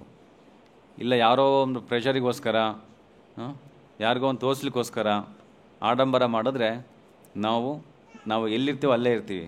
ಈ ಆಧ್ಯಾತ್ಮಿಕ ಜೀವನದಲ್ಲಿ ಬೆಳೆಯೋಕ್ಕೆ ಸಾಧ್ಯನೇ ಇಲ್ಲ. ಹಾಗಾಗಿ ಈ ಒಂದು ಸನ್ಮಾರ್ಗವನ್ನು ಬೆಳೆಸ್ಕೋಬೇಕಂತಂದರೆ ನಾವು ಈ ಎಲ್ಲ ಗುಣಗಳನ್ನ ನಾವು ಬೆಳೆಸ್ಕೋಬೇಕು. ಆದರೆ ಈ ಗುಣಗಳು ಹೇಗೆ ಬರುತ್ತೆ ನಮ್ಮಲ್ಲಿ? ಹೇಗೆ ಬರುತ್ತಂತಂದರೆ ನಾವು ಯಾವಾಗ 5 ಕಾರ್ಯಗಳನ್ನ ನಾವು ಮಾಡ್ತೀವೋ, ಇದು ಚೈತನ್ಯ ಮಹಾಪ್ರಭು ನಮಗೆ ಕೊಟ್ಟಿರ್ತಕ್ಕಂಥ ಒಂದು ಫಾರ್ಮುಲಾ. ಅವ್ರು ಹೇಳ್ತಾರೆ, ಸಾಧು ಸಂಘ, ಯಾವಾಗಲೂ ಸದಾ ಸಾಧುಗಳ ಸಂಘದಲ್ಲಿರಬೇಕು. ಹೇಗಾದರೂ ಮಾಡಿ ಸಾಧು ಸಂಘ ಇರಬೇಕು. ಎಲ್ಲಿ ಸ್ವಾಮೀಜಿ ಇವಾಗ ಕಲಿಯುಗದಲ್ಲಿ ಸಾಧುಗಳು ಸಿಗ್ತಾ ಇಲ್ಲ ಅಂತ ಅನ್ಕೋಬೋದು ನೀವು. ಆದರೆ ಸಾಧು ಸಂಘ ಅಂತಂದರೆ ಸಾಧುಗಳು ಬರೆದಿರ್ತಕ್ಕಂಥ ಪುಸ್ತಕಗಳನ್ನ ಓದೋದ್ರ ಮೂಲಕ ನೀವು ಅವರ ಸಂಘ ಮಾಡ್ಬೋದು. ಹೇಗೆ ಪ್ರಭುಪಾದರು ನಮಗೆ ಎಷ್ಟೊಂದು ಪುಸ್ತಕಗಳು ಕೊಟ್ಟಿದ್ದಾರೆ. ನೀವು ಆ ಪುಸ್ತಕನ ತಗೊಂಡು ನೀವು ದಿನ ಮನೇಲಿ ಇಟ್ಕೊಂಡು ಓದ್ತಾ ಇದ್ರೆ ನೀವು ಸಾಧುಗಳ ಸಂಘ ಮಾಡ್ದಂಗೆ. ಯಾಕಂದರೆ ಅಲ್ಲಿ ಸಾಧುಗಳು ಅವರ ಒಂದು ಮನವನ್ನು ಬಿಚ್ಚಿ ಭಗವಂತನ ಹೊಗಳ್ತಾ ಇರ್ತಾರೆ. ಆಗ ನೀವು ಅವರ ಸಂಘದಲ್ಲಿರ್ತಕ್ಕಂಥ ಒಂದು ಫಲ ಸಿಗುತ್ತೆ. ಸಾಧು ಸಂಘ. ನಾಮಕೀರ್ತನ, ಸದಾ ಭಗವಂತನ ನಾಮಸ್ಮರಣೆ ಮಾಡಬೇಕು. ಹರೇ ಕೃಷ್ಣ ಕೃಷ್ಣ ಕೃಷ್ಣ ಹರೇ ಹರೇ, ಹರೇ ರಾಮ ರಾಮ ರಾಮ ಹರೇ ಹರೇ. ಭಾಗವತ ಶ್ರವಣ, ದಿನ ಭಾಗವತವನ್ನು ಕೇಳಬೇಕು. ಸಂಡೇ ಮಾತ್ರ ಬರಬಾರ್ದು. ಮನೆಯಲ್ಲಿ ಭಾಗವತ ಕೇಳ್ಬೋದು. ಎಷ್ಟೆಲ್ಲ ನಮಗೆ ಅವತ್ತೆಲ್ಲ ಟೆಕ್ನಾಲಜಿ ಎಲ್ಲ ಯೂಸ್ ಮಾಡ್ಕೋಬೇಕು. ಯೂಟ್ಯೂಬ್ ಇದೆ, ಇನ್ಸ್ಟಾಗ್ರಾಮ್ ಇದೆ, ಏನೇನೋ ನೋಡೋ ಬದಲು ಅದನ್ನು ಭಾಗವತ ಶ್ರವಣಕ್ಕೋಸ್ಕರ ಉಪಯೋಗಿಸ್ಕೋಬೇಕು. ಮಥುರವಾಸ ಅಂದರೆ ಮನೆಯಲ್ಲಿ ಕೃಷ್ಣನ ವಿಗ್ರಹನ ಇಟ್ಕೊಂಡು ಪೂಜೆ ಮಾಡ್ತಾ ನಮ್ಮ ಮನೆಯನ್ನು ಒಂದು ಮಥುರವಾಗಿ ಮಾಡಿ ಅಲ್ಲಿ ನಾವು ವಾಸ ಮಾಡಬೇಕು. ಮಥುರವಾಸ. ಶ್ರೀಮೂರ್ತಿರ ಆರಾಧನಾ, ಕೊನೆಗೆ ಮನೆ ಇರ್ತಕ್ಕಂಥ ಮೂರ್ತಿಯನ್ನು ಪೂಜೆ ಮಾಡಬೇಕು, ಆರಾಧನೆ ಮಾಡಬೇಕು. ಈ 5 ಯಾರು ದಿನ ಮನೆಯಲ್ಲಿ ಮಾಡ್ತಾರೆ ಅವರಿಗೆ ಖಂಡಿತವಾಗಲೂ ಕೃಷ್ಣ ಪ್ರಜ್ಞೆ ಬೆಳೆಯುತ್ತೆ, ಕೃಷ್ಣ ಪ್ರೇಮವನ್ನು ಪಡ್ಕೊಳ್ತೀವಿ. ಆಗ ನಮಗೆ ಪ್ರೇಮ ಪುಮಾರ್ಥೋ ಮಹಾನ್. ಚೈತನ್ಯ ಮಹಾಪ್ರಭು ಹೇಳ್ತಾರೆ, ಜೀವನದ ಗುರಿ ಏನು? ಜೀವನದ ಗುರಿ ಕೃಷ್ಣನ ಪ್ರೇಮವನ್ನು ಬೆಳೆಸ್ಕೊಳ್ತಕ್ಕಂಥದ್ದು. ಅದನ್ನು ಬೆಳೆಸ್ಕೊಂಡ್ರೆ ನಮ್ಮ ಈ ಜೀವನವನ್ನು ಸಾರ್ಥಕವಾಗುತ್ತಂತೆ. ಆದರೆ ಅದು ಬೆಳಿಬೇಕಂತಂದರೆ ನಾವು ನಮ್ಮಲ್ಲಿರ್ತಕ್ಕಂತಹ ಕೃಷ್ಣ ಪ್ರಜ್ಞೆ ಅಂತಕ್ಕಂಥ ಒಂದು ಚಿಕ್ಕ ಏನೋ ಕಿಡಿ ಇದ್ದಂಗೆ. ಅದನ್ನು ಆ ಕಿಡಿಗೆ ನೀವು ಗಾಳಿ ಬೀಸ್ತಾ ಇದ್ದರೆ ಏನಾಗುತ್ತೆ, ದೊಡ್ಡದಾಗಿ ಬೆಳೆಯುತ್ತೆ. ಈಗ ಒಂದು ಮರದ ಏನೋ ಇದಕ್ಕೆ ನೋಡ್ತೀರಾ, ಆ ಮರದ ರೆಂಬೆ ಇರುತ್ತೆ ಒಣಗೋಗಿರ್ತಕ್ಕಂಥದ್ದು, ಅದರೊಳಗಡೆ ಬೆಂಕಿ ಇದೆ, ಆದರೆ ನಮ್ಗೆ ಬೆಂಕಿ ಕಾಣಿಸ್ತಾ ಇಲ್ಲ, ಬರೀ ಕಟ್ಟಿಗೆ ಕಾಣಿಸ್ತಾ ಇದೆ. ಆದರೆ ಅದಕ್ಕೆ ಸ್ವಲ್ಪ ಬೆಂಕಿ ಹಚ್ಚಿ ನೋಡಿ, ಆವಾಗ ಎಷ್ಟು ದೊಡ್ಡ ಬೆಂಕಿ ಬರ್ತದೆ ಅದರಿಂದ. ಹೌದಾ? ಎಲ್ಲಿತ್ತು? ಅದರೊಳಗಡೆ ಇತ್ತು. ಹಾಗೆಯೇ ಎಲ್ಲರಲ್ಲೂ ಕೂಡ ಈ ಕೃಷ್ಣ ಪ್ರಜ್ಞೆ ಅಂತಕ್ಕಂಥದ್ದು ಇದೆ ಈಗ. ಆದರೆ ಅದಕ್ಕೆ ಒಂದು ಚಿಕ್ಕದಾಗಿ ಒಂದು ಕಿಡಿ ನಮಗೆ ಬೀಳಬೇಕು. ಆ ಕಿಡಿ ಬೀಳ್ಬೇಕಂತಂದರೆ ನಾವು ಸದಾ, ಕಿಡಿ ಇದೆ ಆಲ್ರೆಡಿ, ಆದರೆ ಅದನ್ನು ನಾವು ಗಾಳಿ ಕೊಡಬೇಕು. ಅದಕ್ಕೆ ಗಾಳಿ ಕೊಡ್ತಕ್ಕಂಥದ್ದಂದರೆ ಈ 5 ನಿಯಮಗಳನ್ನ ಫಾಲೋ ಮಾಡೋದು. ಸಾಧುಗಳ ಸಂಘ ಮಾಡಬೇಕು, ಭಾಗವತ ಶ್ರವಣ ಮಾಡಬೇಕು, ಹರೇ ಕೃಷ್ಣ ಜಪ ಮಾಡಬೇಕು, ಮನೆಯಲ್ಲಿ ಕೃಷ್ಣನ ವಿಗ್ರಹ ಇಟ್ಕೊಂಡು ಪೂಜೆ ಮಾಡಬೇಕು, ಮನೆಯನ್ನು ಮಧುರವಾಗಿ ಮಾಡ್ಕೋಬೇಕು. ಆಗ ನಾವು ಕೃಷ್ಣ ಪ್ರಜ್ಞೆಯನ್ನು ತುಂಬ ಚೆನ್ನಾಗಿ ಅದ್ಭುತವಾಗಿ ಬೆಳೆಸ್ಕೋಬೋದು.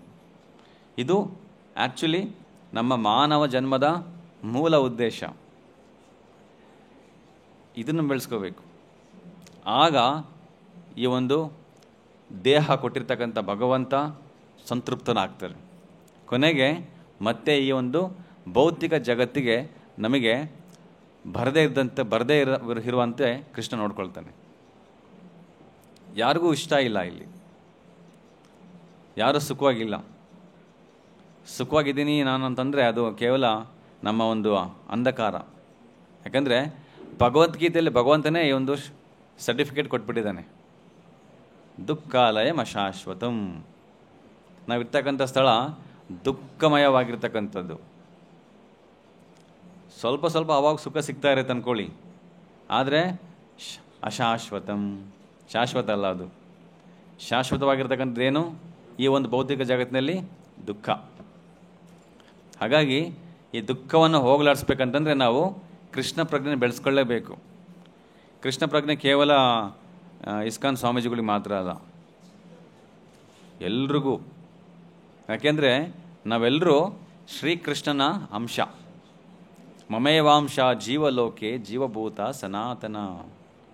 ಎಲ್ಲರೂ ಕೃಷ್ಣನ ಬಂದಿರತಕ್ಕಂಥ ಅಂಶರು ನಾವು. ಕೃಷ್ಣ ನಮ್ಮನ್ನೆಲ್ಲ ಸೃಷ್ಟಿ ಮಾಡಿರ್ತಕ್ಕಂಥದ್ದು. ಯಾಕೆ ಸೃಷ್ಟಿ ಮಾಡ್ದ ಸ್ವಾಮೀಜಿ? ಯಾಕೆ ಅಂತಂದರೆ ಭಗವಂತನಿಗೆ ಅವನ ಆನಂದವನ್ನು ವೃದ್ಧಿಸ್ಲಿಕ್ಕೋಸ್ಕರ. ಹೇಗೆ ಒಬ್ಬ ವ್ಯಕ್ತಿ ಇರ್ತಾನೆ, ಅವನು ಕೊನೆಗೆ ಒಬ್ಬನೇ ಇದ್ದು ಕೊನೆಗೆ ಬೇಜಾರಾಗುತ್ತೆ, ಆಯಿತು ಸಂಸಾರ ಮಾಡೋಂತ ಒಬ್ಬ ಮದುವೆ ಮಾಡ್ಕೊಳ್ತಾನೆ. ಕೊನೆಗೆ ಹೆಂಡತಿ, ಎಷ್ಟು ದಿನ ಹೆಂಡತಿ ಮುಖ ನೋಡ್ಕೊಂಡಿರೋದು, ಆಮೇಲೆ ಮಕ್ಕಳು ಹೋಗಿ ಬರ್ತಾರೆ.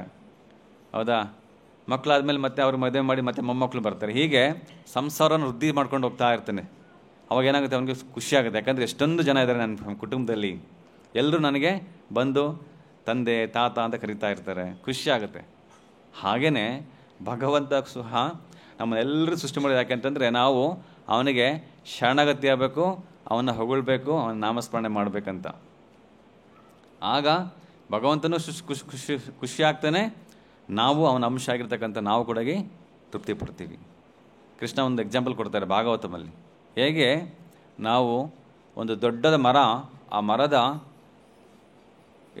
ಬೇರಿಗೆ ನೀರು ಹಾಕಿದರೆ ಎಲ್ಲ ರೆಂಬೆ, ಕೊಂಬೆ, ಎಲೆ, ಹೂವು, ಹಣ್ಣು ಎಲ್ಲದಕ್ಕೂ ನೀರು ಸೇರುತ್ತೋ, ಹಾಗೇ ಯಾರು ಕೃಷ್ಣ ಪ್ರಜ್ಞೆಯಲ್ಲಿರ್ತಾರೆ, ಯಾರು ಕೃಷ್ಣನ ಪೂಜೆ ಮಾಡ್ತಾರೆ, ಅವರು ಎಲ್ಲ ಜೀವಿಗಳಿಗೂ ಒಳಿತು ಮಾಡ್ದಂಗೆ, ಎಲ್ರಿಗೂ ಒಳ್ಳೆಯದಾಗಿರ್ತಾರೆ, ಎಲ್ರಿಗೂ ಇಷ್ಟವಾಗ್ತಾರೆ. ಯಾರು ಕೃಷ್ಣನ ಪೂಜೆ ಮಾಡ್ತಾರೆ. ನೀವು ಒಬ್ಬೊಬ್ಬರಿಗೆ ಖುಷಿ ಪಡ್ಸೋಕ್ಕಾಗಲ್ಲ ರೀ ಕಲಿಯುಗದಲ್ಲಿ. ಆಗೋದಿಲ್ಲ ಬಿಡಿ. ನೀವೇನಾದರೂ ಯಾರಿಗಾದ್ರೂ ಮನೆಯಲ್ಲಿ ಒಬ್ಬರಿಗೆ ಏನಾದ್ರು ತಂದು ಒಂದು ಶರ್ಟ್ ಕೊಟ್ಬಿಟ್ರೆ ಆಯ್ತು, ಇನ್ನೊಬ್ಬನ ಗುರು ಅಂತಾರೆ, ನನಗೆ ಯಾಕೆ ಸಿಗಲಿಲ್ಲ. ಇನ್ನೊಬ್ರು ಯಾರೋ ಒಂದು ತಗೊಬಂದು ಸೀರೆ ಕೊಟ್ಬಿಟ್ರೆ ನೆಕ್ಸ್ಟ್ ನನಗೆಲ್ಲಿ ಸೀರೆ ಅಲ್ವಾ. ಯಾರಿಗೂ ಖುಷಿ ಪಡ್ಸೋಕ್ಕಾಗಲ್ಲ ಇಲ್ಲಿ. ಹಾಗಾಗಿ ಕೇವಲ ಒಬ್ಬರು ಮಾತ್ರ ಖುಷಿ ಪಡಿಸ್ಬೋದು. ಯಾರು? ಕೃಷ್ಣ. ಯಾವಾಗ? ಕೃಷ್ಣಸ್ತು ಭಗವಾನ್ ಸ್ವಯಂ. ಭಗವಂತ ನೀನೇ, ಕೃಷ್ಣ ನೀನೇ ಭಗವಂತ, ನಿನ್ನಿಂದನೇ ಎಲ್ಲ ಆಗ್ತಾ ಇದೆ, ಸರ್ವ ಕಾರಣ, ನೀನೇ ಎಲ್ಲದಕ್ಕೂ ಕಾರಣ ಅಂತ ಅಂದ್ಕೊಂಡು ಅವನಿಗೆ ಶರಣಗತಿ ಆದರೆ ಆಗ ನಮಗೆ ಖಂಡಿತವಾಗ್ಲೂ ನಮ್ಮ ಜೀವನದ ಉದ್ದೇಶ ಈಡೇರುತ್ತೆ. ಕೊನೆಗೆ ನಾವು ಈ ಒಂದು ಕೃಷ್ಣ ಪ್ರಜ್ಞೆಯನ್ನು ಬೆಳೆಸ್ಕೊಂಡು ಹೋಗ್ಬೋದು. ಆದರೆ ಇಲ್ಲಿ ಪ್ರಭುಪಾದ ಬರೀತಾರೆ ಭಾಗವತಮಲ್ಲಿ, ರಾಜರು ಅಥವಾ ರಾಜ್ಯಗಳ ಮುಖ್ಯ ಅಧಿಕಾರಿಗಳು ಶ್ರೀಕೃಷ್ಣನ ನಿಯಮಗಳನ್ನು, ಅಂದರೆ ಭಗವದ್ಗೀತೆ ಮತ್ತು ಭಾಗವತದಲ್ಲಿ ಹೇಳಿರ್ತಕ್ಕಂಥ ಅದನ್ನು ತಿಳಿದಿರಬೇಕು, ಹಾಗೂ ಅವುಗಳ ಪ್ರಕಾರ ಅವರು ಜೀವನವನ್ನು ನಡೆಸಬೇಕು. ಈಗಿರ್ತಕ್ಕಂಥ ರಾಜರು ಅಂದರೆ ನಮ್ಮನ್ನು ಆಳ್ತಕ್ಕಂಥ ವ್ಯಕ್ತಿಗಳು, ಅವರು ಕೃಷ್ಣ ಪ್ರಜ್ಞೆ ಆಗಿರಬೇಕು. ಅವಾಗೇನಾಗುತ್ತೆ, ನಮ್ಮನ್ನು ಸರಿಯಾಗಿ ನೋಡ್ಕೊಳ್ತಕ್ಕಂಥ ಒಂದು ಜ್ಞಾನ ಇರುತ್ತೆ ಅವ್ರಿಗೆ. ಹೇಗೆ ಯುಧಿಷ್ಠಿರ ಮಹಾರಾಜ್ ಯುದ್ಧ ಆದ ನಂತರ ಕೃಷ್ಣ ಯುಧಿಷ್ಠಿರ ಮಹಾರಾಜನ್ನ ಒಬ್ಬ ರಾಜನಾಗಿ ಮಾಡಬೇಕಂತ. ಯಾಕೆಂದರೆ ಕೌರವರು ಯಾರಾದರೂ ಕುಂತ್ಕೊಂಡ್ಬಿಟ್ರೆ ಆ ಸ್ಥಳದಲ್ಲಿ ಇಲ್ಲಿರ್ತಕ್ಕಂಥ ಜನಕ್ಕೆ, ಸಮಾಜಕ್ಕೆ ಒಳ್ಳೆತನ ಮಾಡೋಕ್ಕಾಗಲ್ಲ. ಯಾಕೆಂದರೆ ಅವರಿಗೆ ಸ್ವಂತ ಆಸೆಗಳಿದ್ದಾವೆ ಅವರಿಗೆ. ಆ ಆಸೆಗಳ ಪ್ರಕಾರ ಅವರು ಏನೇನು ಮಾಡಲಿಕ್ಕೂ ಸಿದ್ಧರಾಗಿರ್ತಾರೆ. ಹಾಗಾಗಿ ಧೃತರಾಷ್ಟ್ರ ತೆಗೆದುಬಿಟ್ಟು ಯುಧಿಷ್ಠಿರ ಮಹಾರಾಜನ ಕೂಡಿಸ್ಬೇಕು ಅಂತ ಕೃಷ್ಣ. ಆಗ ಯುಧಿಷ್ಠಿರ ಮಹಾರಾಜ್ ಯುದ್ಧ ಆಗಿ ಮತ್ತೆ 36 ವರ್ಷ ಈ ಒಂದು ರಾಜ್ಯನ ಆಳ್ತಾರೆ. ಆಗ ಎಲ್ಲ ಸಮಾಜದಲ್ಲಿ ಎಲ್ಲರೂ ಸುಖವಾಗಿ, ಯಾವುದೇ ರೀತಿಯ ಒಂದು ಹೊಡೆದಾಟ ಇಲ್ಲ, ಕೋಲಾಹಲ ಇಲ್ಲ. ಆಮೇಲೆ ಅಷ್ಟೇ ಅಲ್ಲ, ಪ್ರಕೃತಿ ಕೊಟ್ಟಾಗಿ ಅವ್ರಿಗೆ ಸರಿಯಾಗಿ ಅವ್ರು ನೋಡ್ಕೊಳ್ತಾ ಇತ್ತು. ಚಳಿ, ಮಳೆ, ಗಾಳಿ ಇವೆಲ್ಲ ಹಿಡಿತದಲ್ಲಿತ್ತು. ಇಡೀ ಪ್ರಕೃತಿನೇ ಸಮಾಜಕ್ಕೆ ಒಂದು ಒಳಿತನ್ನು ಕೊಡ್ತಾ ಇತ್ತು. ಯಾವಾಗ ಒಬ್ಬ ರಾಜ ಕೃಷ್ಣ ಪ್ರಜ್ಞಾನಾಗಿದ್ದರೆ ಮಾತ್ರ ಸಾಧ್ಯ. ಆದರೆ ಭಾಗವತದಲ್ಲಿ ಇನ್ನೊಂದು ಸ್ಟೋರಿ ಬರುತ್ತೆ. ಇನ್ನೊಬ್ಬ ರಾಜ ಇದ್ದ, ಅವನ ಹೆಸರು ಅಂಗ ಅಂತ. ಆ ರಾಜ ಎಲ್ಲ ಸಮಾಜಕ್ಕೆ ಒಳ್ಳೇದು ಮಾಡ್ಬೇಕು ಅಂದ್ಕೊಂಡು ಏನೇನು ಒಳ್ಳೆ ಕೆಲಸಗಳು ಮಾಡ್ತಾಯಿದ್ದ. ಆದರೆ ಅವನಿಗೆ ಮಗ ಇರಲಿಲ್ಲ. ಯಾಕೆಂದರೆ ಆಗಿನ ರಾಜಮನೆತನದಲ್ಲಿ ಒಬ್ಬ ಗಂಡಸು ಮಗ ಹುಟ್ಟಿದರೆ ಅವನ ಮುಂದೆ ಅವನು ಈ ಒಂದು ಅಧಿಕಾರನ ತಗೊಂಡು ಜನಗಳಿಗೆ ಒಳಿತು ಮಾಡ್ಬೋದು ಅಂತ ಒಂದಿತ್ತು. ಆದರೆ ಅವನಿಗೆ ಮಗ ಇರಲಿಲ್ಲ. ಕೊನೆಗೆ ಬಹು ದಿನಗಳ ನಂತರ ಅವನಿಗೆ ಮಗ ಆಗ್ತಾನೆ. ಅವನ ಹೆಸರು ವೇಣ ಅಂತ ಇಡ್ತಾರೆ. ಆದರೆ ಇವನು ಎಷ್ಟು ತರಲೆ ಅಂದರೆ, ಅವನು ವೇಣ ಯಾವಾಗಾದರೂ ಸುಮ್ಮನೆ ಕಾಡಿಗೆ ಹೋಗೋದು, ಅಲ್ಲಿರ್ತಕ್ಕಂಥ ಜಿಂಕೆಗಳನ್ನ ಸುಮ್ಮನೆ ಸಾಯಿಸ್ತಾ ಇರ್ತಾನೆ. ಆಮೇಲೆ ಯಾವಾಗ ಆಟ ಆಡ್ಲಿಕ್ಕೆ ಹೋದರೆ ಫ್ರೆಂಡ್ಸ್ ಜೊತೆಗೆ ಏನಾದರೂ ಆಟದಲ್ಲಿ ಸೋತ್ಬಿಟ್ರೆ ಆ ಇನ್ನೊಬ್ಬನ ಅಲ್ಲೇ ಸಾಯಿಸ್ಬಿಡ್ತಾ ಇದ್ದ. ಅಷ್ಟು ಕ್ರೂರ. ದಿನಾ ಜನ ಹೋಗ್ಬಿಟ್ಟು ರಾಜನಿಗೆ ಕಂಪ್ಲೇಂಟ್ ಕೊಡ್ತಾಯಿದ್ರು, ನಿಮ್ಮ ಮಗ ಈ ಥರ ಮಾಡ್ತಾನೆ, ಆ ಥರ ಮಾಡ್ತಾನೆ, ಏನೇನೋ ಕ್ರೂರವಾಗಿ ನಡ್ಕೊಳ್ತಾನೆ ಅಂತ. ರಾಜ ಕೇಳಿ ಕೇಳಿ ಕೇಳಿ ಸುಸ್ತಾಗೋಗ್ಬಿಡ್ತು. ಕೊನೆಗೆ ಹೇಗಾದರೂ ಮಾಡಿ ಇವನಿಗೆ ಬುದ್ಧಿ ಕಲಿಸ್ಬೇಕಂತ ಚೆನ್ನಾಗಿ ಬಾರಿಸ್ತಾನೆ. ಆದರೆ ಅವನು ನಾಯಿ ಬಾಲ ಡೊಂಕು ಥರ ಏನೂ ಉಪಯೋಗ ಬರದೇ ಇರ್ತಕ್ಕಂಥ ಒಂದು ಗುಣ ಬೆಳೆಸ್ಕೊಂಡಿರ್ತಾನೆ. ಕೊನೆಗೆ ರಾಜನಿಗೆ ಇದೆಲ್ಲ ನೋಡಿ ಕೊನೆಗೆ ಸಾಕಾಗಿ, ಆಯಿತು ನಾನು ಈ ರಾಜ್ಯದಲ್ಲಿ ಇರೋದೇ ಇಲ್ಲ ನಾನು ಅಂತೇಳಿ ರಾತ್ರಿ ಮನೆ ಬಿಟ್ಟು ಹೊರಟೋಗ್ಬಿಡ್ತಾರೆ. ಒಬ್ಬ ಮಗನ ಕಾರಣದಿಂದ. ಆ್ಯಕ್ಚುಲಿ ಚಾಣಕ್ಯ ಪಂಡಿತ ಹೇಳ್ತಾರೆ ಏನು ಹೇಳ್ತಾರೆ, ಕೋ ಅರ್ಥ ಪುತ್ರೇಣ ಜಾತೇನ ಯೋನ ವಿದ್ವಾ ನ ಧಾರ್ಮಿಕ. ಯಾರು ಮನೆಯಲ್ಲಿ ಮಗ ಇರ್ಬೋದು, ಆದರೆ ಅವನು ಧಾರ್ಮಿಕನಾಗಲಿಲ್ಲ ಅಂತಂದರೆ ಹೇಳ್ತಾರೆ, ಕಾಣೇನ ಚಕ್ಷುಷ ಕಿಂವ ಚಕ್ಷು ಪೀಡವ ಕೇವಲಂ. ಹೇಗೆ ನಮಗೆ ಒಂದು ಕಣ್ಣು ಕಾಣಿಸಿಲ್ಲ ಅಂತಂದರೆ ಆ ಒಂದು ಕಣ್ಣು ಕಾಣಿಸಿರ್ತಕ್ಕಂಥ ಕಣ್ಣು, ಕುರುಡು ಕಣ್ಣು ನಮಗೆ ತುಂಬ ದುಃಖ ಕೊಡುತ್ತೆ. ಒಂದು, ನಮ್ಮ ಕಣ್ಣು ಕಾಣಿಸಲ್ಲ. ಎರಡನೇದು, ಎಲ್ಲ ಜನ ಏನೇನೋ ಹೀಯಾಳಿಸ್ತಾರೆ ಅಲ್ವಾ. ಹಾಗೆಯೇ ಒಬ್ಬ ಮಗ ಧಾರ್ಮಿಕನಾಗಿಲ್ಲ ಅಂದರೆ ಅವನಿಂದ ದುಃಖ ಜಾಸ್ತಿ ಬರುತ್ತೆ ನಮಗೆ. ಅಧಾರ್ಮಿಕನಾದರೆ ತುಂಬ ಕಷ್ಟ. ಹಾಗಾಗಿ ಅವನ ತಂದೆ ಹಂಗ ಪ್ರಾರ್ಥನೆ ಮಾಡ್ತಾರೆ ಎಲ್ರಿಗೂ, ಯಾವತ್ತಿಗೂ ಮಗು ಬೇಡ ನನಗೆ. ಯಾರಿಗೆ ಮಕ್ಕಳಿಲ್ವೋ ಅವ್ರು ತುಂಬ ಪುಣ್ಯವಂತರು. ಅವ್ರಿಗೆ ಎಸ್ಪೆಷಲ್ ಗಂಡು ಮಗು ಸಿಕ್ಕಿಲ್ಲ ಅಂದರೆ ಜನ್ಮದಲ್ಲಿ ಯಾವುದೋ ಒಂದು ಪುಣ್ಯ ಕೆಲಸ ಮಾಡಿರಬೇಕು. ಅಷ್ಟು ಫ್ರಸ್ಟ್ರೇಟ್ ಆಗೋಗ್ಬಿಟ್ಟಿರ್ತಾನೆ ಕಿಂಗ್ ಹಂಗ. ಇಷ್ಟೆಲ್ಲ ಹೇಳಿ ತನ್ನ ಮಗನಿಗೆ ಬುದ್ಧಿ ಕಲ್ಸಕ್ಕೆ ಹೋಗಿ ಆಗಲಿಲ್ಲ ಅಂತ ಅಂದ್ಕೊಂಡು ಮನೆ ಬಿಟ್ಟು ರಾತ್ರಿ ಹೊಟ್ಟೋಗ್ಬಿಡ್ತಾರೆ. ಆಗ ಈ ಒಂದು ರಾಜ್ಯವನ್ನು ನೋಡ್ಕೊಳ್ಳಿಕ್ಕೆ ಯಾರೂ ಇಲ್ಲ. ಕೊನೆಗೆ ಎಲ್ಲ ದರೋಡೆಕೋರರು, ಕಳ್ತನ ಮಾಡೋರೆಲ್ಲ ಜಾಸ್ತಿ ಆಗ್ತಾ ಇದ್ದಾರೆ.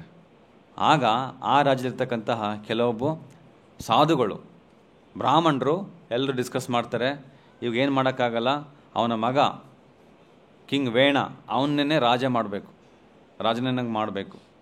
ಆವಾಗ ಏನಾಗುತ್ತೆ, ಈ ಕಳ್ಳರು ಅವರೆಲ್ಲ ಸ್ವಲ್ಪ ಕಡಿಮೆ ಆಗ್ತಾರೆ ಅಂತೇಳಿ ಗೊತ್ತಿತ್ತು ಅವ್ರಿಗೆ. ಇವನು ತುಂಬ ನಟ್ಕಟ್, ತುಂಬ ನಟೋರಿಯಸ್, ಏನೇನೋ ಮಾಡ್ತಾನೆ. ಬಟ್ ಇವಾಗ ಅವಿಗೆ ಬೇರೆ ಆಪ್ಷನ್ನೇ ಇಲ್ಲ. ಹಾಗಾಗಿ ಅವನ್ನ ಒಬ್ಬ ರಾಜನ ಕೂಡಿಸ್ತಾರೆ. ಯಾರು? ವೇಣನ, ಹೌದಾ? ಆಗ ಅವನಿಗೆ ಆ ಒಂದು ಅಧಿಕಾರ ಸಿಕ್ತಷ್ಟೇ ಅವನಿಗೆ ಎಲ್ಲಿಲ್ಲದ ಅಹಂಕಾರ. ಆವಾಗ ಎಲ್ಲ ಕಡೆ ಹೋಗೋದು, ಅವ್ರ ಮೇಲೆ ದಬ್ಬಾಳಿಕೆ ಮಾಡೋದು. ಬ್ರಾಹ್ಮಣರು ಆಮೇಲೆ ಮುನಿಗಳು ಎಲ್ಲಿ ಅವೆಲ್ಲ ಯಜ್ಞಗಳನ್ನು ಮಾಡ್ತಾರೆ, ಅದನ್ನೆಲ್ಲ ನಿಲ್ಲಿಸ್ತಾ ಇರ್ತಾನೆ. ನೀವೆಲ್ಲ ಯಜ್ಞಗಳು ಮಾಡೋಂಗಿಲ್ಲ ಅಂಥೇಳಿ. ಅವಾಗ ಎಲ್ರಿಗೂ ಏನೋ ಶಾಕ್ ಆಗೋಗುತ್ತೆ. ಈ ಥರ ಮಾಡ್ತಾನೆ ಅಂದ್ಕೊಂಡಿರಲಿಲ್ಲ. ಗೊತ್ತಿತ್ತು ಅವ್ರಿಗೆ ಈ ಥರ ಮಾಡ್ತಾನೆ ಅಂತ, ಆದರೆ ಇಷ್ಟು ಮಟ್ಟಿಗೆ ಮಾಡ್ತಾನೆ ಅಂತ ಗೊತ್ತಿರಲಿಲ್ಲ. ಯಜ್ಞಗಳನ್ನ ನಿಲ್ಲಿಸ್ತಕ್ಕಂಥ ಒಂದು ಕಾರ್ಯಗಳು ಮಾಡಿದ್ನಲ್ಲ ಅಂಥೇಳಿ. ಆಗ ಯಜ್ಞಗಳು ಮಾಡಿಲ್ಲ ಅಂತಂದರೆ ನಮಗೆ ಈ ಒಂದು ಮಳೆ ಬರಲ್ಲ. ಮಳೆ ಬರಲಿಲ್ಲ ಅಂದರೆ ನಮಗೆ ತಿನ್ನಲಿಕ್ಕೆ ಬೆಳೆ ಸಿಗಲ್ಲ. ಇದೆಲ್ಲ ಕನೆಕ್ಟೆಡ್. ಕೃಷ್ಣ ಭಗವದ್ಗೀತೆ ಹೇಳ್ತಾರೆ, ಅನ್ನದ್ ಭವಂತಿ ಭೂತಾನಿ. ನಮ್ಮ ಜೀವನ ನಡೀತಕ್ಕಂಥದ್ದು ಅನ್ನದಿಂದ. ಅನ್ನ ಅಂದರೆ ಆಹಾರ. ಅನ್ನದ್ ಭವಂತಿ ಭೂತಾನಿ ಯಜ್ಞದ್ ಪರ್ಜನದ್ ಅನ್ನ ಸಂಭವಾತ್. ಪರ್ಜನ ಅಂತಂದರೆ ಮಳೆಯಿಂದ ನಮಗೆ ಬೆಳೆ ಬರ್ತಾ ಇದೆ. ಯಜ್ಞಾದ್ ಭವತಿ ಪರ್ಜನ್ಯೋ. ಮಳೆ ಹೇಗೆ ಬರುತ್ತೆ? ಯಜ್ಞಗಳನ್ನು ಮಾಡೋದ್ರಿಂದ. ನಮ್ಮ ಕೈಲಿಲ್ಲ ಮಳೆ, ಹೌದಾ? ನಾವೇನೇ ಮಾಡಲಿ ಕೊನೆಗೆ ನಮಗೆ ಮಳೆ ಬರಬೇಕಂತಂದರೆ ಭಗವಂತನ ಕೃಪೆ ಇರಬೇಕು. ಅದು ಯಾವಾಗ ಬರುತ್ತೆ ಮಳೆ ಅಂತಂದರೆ, ಎಲ್ಲಿ ಧರ್ಮವನ್ನು ಸರಿಯಾಗಿ ಫಾಲೋ ಮಾಡ್ತಾರೆ ಅಲ್ಲಿ ಮಳೆ ಬರುತ್ತೆ ಚೆನ್ನಾಗಿ. ಸೊ ಇಲ್ಲಿ ಕಿಂಗ್ ವೇಣ ಎಲ್ಲ ಯಜ್ಞಗಳು ನಿಲ್ಲಿಸ್ಬಿಡ್ತಾರೆ. ಆಗ ರಾಜರಿಗೆ ಎಲ್ಲ ಒಂದು ಬ್ರಾಹ್ಮಣರೆಲ್ಲ ಸೇರಿಕೊಂಡು ಏನಾದರೂ ಮಾಡಬೇಕು, ಇವ್ನು ಹಿಂಗೆ ಬಿಟ್ಟರೆ ನಮಗೆ ಕೊನೆಗೆ ಏನೇನೋ ಮಾಡಿಬಿಡ್ತಾನೆ ಅಂತೇಳಿ ಅವ್ರಿಗೆ ತುಂಬ ಕೋಪ ಇರುತ್ತೆ ಅವನ ಮೇಲೆ. ಆದ್ರೂ ಕೋಪನ ಸಾಯಿಸ್ಕೊಂಡು ಏನಾದರೂ ಮಾಡಿ ಮತ್ತೆ ಅವನ ಕಿಂಗ್ ವೇಣಗೆ ಸಮಾಧಾನ ಮಾಡೋಣ ಅಂತ ಎಲ್ಲರೂ ಬರ್ತಾರೆ. ಬಂದು ಹೇಳ್ತಾರೆ, ನೋಡಪ್ಪ ಕಿಂಗ್ ವೇಣ, ನೀನು ತುಂಬ ಶ್ರೇಷ್ಠ ವ್ಯಕ್ತಿ. ನೀನೊಬ್ಬ ಭಗವಂತನ ಒಂದು ಆರಾಧನೆ ಮಾಡಲಿಕ್ಕೆ ನಮಗೆ ಅವಕಾಶ ಮಾಡಿಕೊಡ್ಬೇಕು. ಭಗವಂತನ ತೃಪ್ತಿಪಡಿಸ್ಲಿಕ್ಕೋಸ್ಕರ ನಾವು ಯಜ್ಞಗಳನ್ನೆಲ್ಲ ಮಾಡ್ತಾ ಇದ್ದೀವಿ. ಅದರಿಂದ ನಿನಗೂ ಕೂಡ ಪುಣ್ಯ ಸಿಗುತ್ತೆ. ಅವಾಗೇನಾಗುತ್ತೆ, ನೀನು ಕೂಡ ಸುಖವಾಗಿ ಬಾಳ್ತೀಯ, ಕೊನೆಗೆ ನೀನು ಭಗವಂತ ಧಾಮಕ್ಕೆ ಹೊರಟೋಗ್ಬೋದು ಅಂತೆಲ್ಲ ಹೇಳಿದಾಗ ಅವನು ಕಿಂಗ್ ವೇಣಂಗೆ ಎಲ್ಲಿಲ್ಲದ ಕೋಪ ಬಂದ್ಬಿಡುತ್ತೆ. ಒಬ್ಬರಿಗೆ ಒಳ್ಳೆ ಮಾತು ಹೇಳಿದ್ರೆ ಮೂರ್ಖನಿಗೆ ಜಾಸ್ತಿ ಕೋಪ ಬರುತ್ತಂತೆ. ಚಾಣಕ್ಯ ಪಂಡಿತ ಹೇಳ್ತಾರೆ, ಅದೊಂದು ಶ್ಲೋಕ ಇದೆ, ಪಯಪಾನಂ ಭುಜಂಗಾನಂ ಕೇವಲಂ ವಿಷವರ್ಧನಂ. ಹಾವಿಗೆ ತುಂಬ ವಿಷ, ಆದರೆ ಅದಕ್ಕೆ ನೀವು ಹಾಲು ಕೊಟ್ಟರೆ ವಿಷ ಕಡಿಮೆ ಆಗಲ್ಲ, ಜಾಸ್ತಿನೇ ಆಗುತ್ತೆ. ಯಾಕಂದರೆ ಹಾವಿನ ನೇಚರೇ ಆ ಥರ, ಹೌದಾ? ಹಾಗೆಯೇ ಉಪದೇಶೋ ಹಿ ಮೂರ್ಖಾಣ ಪ್ರಕೋಪಾಯನ ಸಂತೆಯ. ಉಪದೇಶ, ಮೂರ್ಖರಿಗೆ ಉಪದೇಶ ಕೊಟ್ಟರೆ, ಒಳ್ಳೆ ಉಪದೇಶ ಕೊಟ್ಟರೆ ಅದಕ್ಕೆ ಕೋಪ ಜಾಸ್ತಿ. ಸೊ ಹಾಗಾಗಿ ನೀವು ಯಾರಿಗಾದ್ರೂ ಒಳ್ಳೆ ಮಾತು ಹೇಳಿ, ಆವಾಗ ಏನು ಕೋಪ ಮಾಡಿಕೊಂಡ್ರೆ ಮೂರ್ಖ ಅನ್ಕೋಬೇಕಷ್ಟೇ ನಾವು. ಸೊ ಆಗ ಅವನಿಗೆ ವೇಣಿಗೆ ಎಲ್ಲಿಲ್ಲದ ಕೋಪ ಬರುತ್ತೆ. ಕೊನೆಗೆ ಹೇಳ್ತಾನೆ, ನಿಮಗೆ ಈ ಎಲ್ಲ ಒಂದು ಮಾತುಗಳು ನಿಲ್ಲಿಸ್ಬಿಡಿ, ನೀವು ಏನೇ ಯಜ್ಞ ಹವನಗಳನ್ನ ಮಾಡ್ತಾಯಿದ್ದೀರೋ ಅದೆಲ್ಲ ನಿಲ್ಲಿಸಿ, ನಾನೇ ಭಗವಂತ, ನಾನೇ ಶ್ರೇಷ್ಠ, ನೀವು ನನ್ನನ್ನು ಪೂಜೆ ಮಾಡಿ ನನಗೆ ಆರತಿ ಎತ್ತಿ ಅಂತ ಹೇಳ್ತಾನೆ. ಆಗ ಬ್ರಾಹ್ಮಣರಿಗೆ ಎಲ್ಲಿಲ್ಲದ ಕೋಪ ಬರುತ್ತೆ. ಎಸ್ಪೆಷಲಿ ವಿಷ್ಣು ಏನೂ ಅಲ್ಲ, ಎಲ್ಲ ವಿಷ್ಣು, ಎಲ್ಲ ದೇವತೆ ನನ್ನ ದೇಹದಲ್ಲಿದ್ದಾರೆ ಅಂತ ಹೇಳ್ತಾನೆ. ಆಗ ಬ್ರಾಹ್ಮಣರಿಗೆ ಕೋಪ ಬರುತ್ತೆ. ಆಗ ಆ ಬ್ರಾಹ್ಮಣರು ಬರೇ ಶಾಪ ಕೊಟ್ಬಿಟ್ಟು ಅವನು ಸಾಯಿಸ್ತಾರೆ. ಯಾವುದೇ ಒಂದು ಆಯುಧ ಇಲ್ಲ, ಏನೂ ಇಲ್ಲ, ಬರೀ ಶಾಪಗಳನ್ನ ಕೊಟ್ಟು ಆ ಕಿಂಗ್ ವೇಣನ ಸಾಯಿಸ್ತಾರೆ. ಅಂದರೆ ಆಗ ಬ್ರಾಹ್ಮಣರ ಶಕ್ತಿ ಎಷ್ಟಿತ್ತು ನೋಡಿ. ಕೇವಲ ಬರೀ ಒಂದು ಮಾತು ಹೇಳಿದರೆ ಸಾಕು, ಅದು ನಡೀತಾ ಇತ್ತು. ಆಗ ಕಿಂಗ್ ವೇಣ ಹುಟ್ಟೋದ. ಕೊನೆಗೆ ಮತ್ತೆ ಇಲ್ಲಿ ಸಾಮ್ರಾಜ್ಯದಲ್ಲಿ ಎಲ್ಲ ಕಳ್ಳರು ಕದಿಮರು ಜಾಸ್ತಿ ಆಗ್ತಾ ಇದ್ದಾರೆ. ಅವಾಗೇನು ಮಾಡೋದು? ಏನಾದರೂ ಮಾಡಿ ಒಬ್ಬ ರಾಜನ ತೊಗೊಂಬರ್ಬೇಕು ಅಂತೇಳಿ ಆ ಕಿಂಗ್ ವೇಣನ ಒಂದು ಮೃತದೇಹವನ್ನು ಎಲ್ಲ ರಾಜರು ಎಲ್ಲ ಋಷಿಗಳು ಏನು ಮಾಡ್ತಾರೆ, ಅದನ್ನು ಏನು ಮಾಡ್ತಾರೆ, ಮಂಥನ ಮಾಡ್ತಾರೆ, ಚರ್ನಿಂಗ್, ಎರಡು ಭುಜಗಳನ್ನ ಚರ್ನ್ ಮಾಡ್ತಾರೆ. ಆಗ ಮಾಡಿದಾಗ ಒಂದು ಕಡೆ ಒಬ್ಬ ವ್ಯಕ್ತಿ ಬರ್ತಾನೆ, ಇನ್ನೊಂದು ಕಡೆ ಒಬ್ಬ ಮಹಿಳೆ ಬರ್ತಾರೆ. ಮಹಿಳೆ ಹೆಸರು ಅರ್ಚಿ ಅಂತ, ಒಬ್ಬ ವ್ಯಕ್ತಿ ಬಂದಿರ್ತಕ್ಕಂಥ ವ್ಯಕ್ತಿ ಹೆಸರು ಪೃಥು. ಸೊ ಪೃಥು ಮತ್ತು ಅರ್ಚಿ ಇಬ್ಬರು ಭಗವಂತನ ಅಂಶ, ವಿಷ್ಣುವಿನ ಅಂಶ. ಆಗ ಅವ್ರನ್ನ ಆ ಒಂದು ಸ್ಥಾನದಲ್ಲಿ ಕೂಡಿಸ್ತಾರೆ. ಆಗ ಪೃಥು ಈ ಒಂದು ಪೃಥ್ವಿಯನ್ನು ತುಂಬ ಚೆನ್ನಾಗಿ ನೋಡ್ಕೊಳ್ತಾರೆ, ನಡೆಸ್ಕೊಳ್ತಾರೆ. ಸೊ ಇದು ಕೇವಲ ವಾರ್ನಿಂಗ್ ಕೊಡ್ತಾ ಇದ್ದಾರೆ ಪ್ರಭುಪಾದರು. ಯಾರು ಕೃಷ್ಣ ಪ್ರಜ್ಞೆ ಇಲ್ಲದೇ ನೀವು ಅಧಿಕಾರದಲ್ಲಿ ಕುಂತ್ಕೊಂಡು ಮಾಡ್ತಿರ್ತೀರೋ, ಕೊನೆ ನಿಮಗೆ ವೇಣನ ಸ್ಥಿತಿ ಬಂದೇ ಬರುತ್ತೆ ಅಂತ. ಆ್ಯಕ್ಚುಲಿ ಜನಕ್ಕೆ ಗೊತ್ತಿಲ್ಲ, ನಮಗೆ ಸುಮ್ಮನೆ ಟ್ಯಾಕ್ಸ್ ಕೊಡ್ತಾ ಇದ್ದಾರಲ್ವ, ನಾವು ಟ್ಯಾಕ್ಸ್ ಕಲೆಕ್ಟ್ ಮಾಡ್ತಕ್ಕಂಥ ವ್ಯಕ್ತಿ ಕೃಷ್ಣ ಪ್ರಜ್ಞೆ ಆಗಿರಬೇಕು. ಇಲ್ಲಾಂದ್ರೆ ಏನಾಗುತ್ತೆ, ಒಬ್ಬ ವ್ಯಕ್ತಿ ಏನು ಅವನು ಪಾಪ ಮಾಡಿರ್ತಾನೆ, ಅದರಲ್ಲಿ 1/6 ಪಾಪ ಅವನಿಗೋಗುತ್ತೆ, ಟ್ಯಾಕ್ಸ್ ಕಲೆಕ್ಟ್ ಮಾಡಿರ್ತಕ್ಕಂಥ ವ್ಯಕ್ತಿಗೆ. ಹಾಗಾಗಿ ಇಲ್ಲಿ ಕರ್ನಾಟಕದಲ್ಲಿ ಎಷ್ಟು ಒಂದು 8 ಕೋಟಿ ಜನ ಇದ್ದಾರೆ, ಅಟ್ಲೀಸ್ಟ್ ಅದರಲ್ಲಿ 1 ಕೋಟಿ ಜನ ಟ್ಯಾಕ್ಸ್ ಕಟ್ತಾ ಇದ್ದಾರೆ. ಆ ಟ್ಯಾಕ್ಸ್ನ ಯಾರು ಕಲೆಕ್ಟ್ ಮಾಡ್ಕೊಂಡು ಅದನ್ನ ಎಂಜಾಯ್ ಮಾಡ್ತಾ ಇದ್ದಾರಲ್ಲ ಮೇಲ್ಗಡೆ ಕುಂತ್ಕೊಂಡು, ಆ 1 ಕೋಟಿ ಜನರ ಪಾಪ ಕೂಡ ಅವನು ಸೇರಿಕೊಳ್ಳುತ್ತೆ. ಅದೇ ಕೃಷ್ಣ ಪ್ರಜ್ಞೆ ಆಗಿರ್ತಕ್ಕಂಥವ್ರು ಆ ಒಂದು ಇದನ್ನು ಸರಿಯಾದ ಸಮಯಕ್ಕೆ ಉಪಯೋಗಿಸ್ಕೊಳ್ತಾರೆ. ಹೇಗೆ ಅಂದರೆ, ಸೂರ್ಯ ಸಮುದ್ರದಕ್ಕಂಥ ನೀರನ್ನೆಲ್ಲ ಹಾವಿ ಮಾಡಿಸ್ಕೊಂಡು ಅದನ್ನು ಮೋಡಗಳಾಗಿ ಇಟ್ಕೊಳ್ತಾನೆ. ಆಗ ಯಾವಾಗ ಸಮಯ ಬರುತ್ತೋ ಆಗ ಮೋಡಗಳ ಮೂಲಕ ಮಳೆ ತರಿಸ್ತಾನೆ, ಬ್ಯಾಕಪ್ ಥರ. ಹಾಗೆಯೇ ಟ್ಯಾಕ್ಸ್ ಕಲೆಕ್ಟ್ ಮಾಡೋದು ಯಾಕೆ ಅಂತಂದರೆ, ಅದು ಯಾವುದಾದ್ರೂ ಒಂದು ತುರ್ತು ಪರಿಸ್ಥಿತಿಯಲ್ಲಿ ಜನಗಳಿಗೆ ಸಹಾಯ ಆಗಲಿಕ್ಕೋಸ್ಕರ ಅವನು ಹಣ ಸಂಗ್ರಹ ಮಾಡಬೇಕು. ಬಟ್ ಅದನ್ನು ಸಂಗ್ರಹ ಮಾಡಿಕೊಂಡು ನಿನ್ನ ಸ್ವಂತ ಇಚ್ಛೆಗೋಸ್ಕರ ನೀವು ಉಪಯೋಗಿಸ್ಕೊಂಡ್ರೆ ಏನಾಗುತ್ತೆ, ಪಾಪ ಮಾಡೋಕ್ಕಾಗುತ್ತೆ. ಆ ಒಂದು ಪಾಪಕರ್ಮ ನಮಗೆ ಸಿಗುತ್ತೆ. ಹಾಗಾಗಿ ನಾವು ಕೃಷ್ಣ ಪ್ರಜ್ಞೆಯನ್ನು ಬೆಳೆಸ್ಕೊಳ್ತಕ್ಕಂಥದ್ದು ತುಂಬ ಪ್ರಮುಖ.